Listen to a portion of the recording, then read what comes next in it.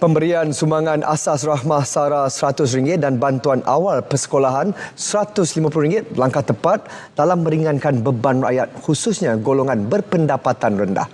Mereka yang ditemui menyambut baik inisiatif tersebut yang dapat membantu mereka membuat persiapan awal menjelang Tahun Baru Cina dan bulan Ramadan.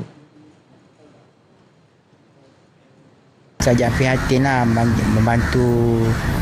membantu rakyat yang memerlukan. Contoh meringankan beban saya lah kan. Saya sebagai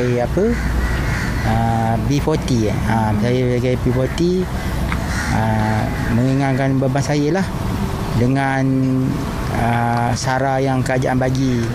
Boleh backup lah sikit dari segi pembelanjaan barang dapur kan.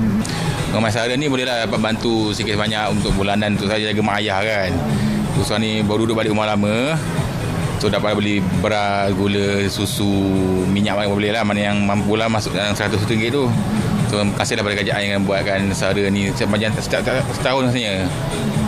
So dengan itu harap dapat terusan sampai bila-bila lah. Dapat bantuan RM150 tu orang kata melegakan beban akak sikit lah. Dapat bayar yuran anak, apa semua. Dapat membantulah semua benda. So alhamdulillah lah, saya memang bersyukur sangat lah dapat. Akak akan bayar yuran sekolah anak. So akak cuma ambil 100 daripada diorang. So RM50 kakak akan bagi ke anak-anak. So dia nak beli apa tu pulang kat dia. So kalau kurang ke apa akak sendiri yang akan tambah. So dapat membantulah kurangkan beban akak tu. Okay, kalau macam tu sedikit sebanyak dapat meringankanlah beban kan. Sebab saya ni suri rumah. So buat kuih-kuih frozen. Husband pula dia guru kampung.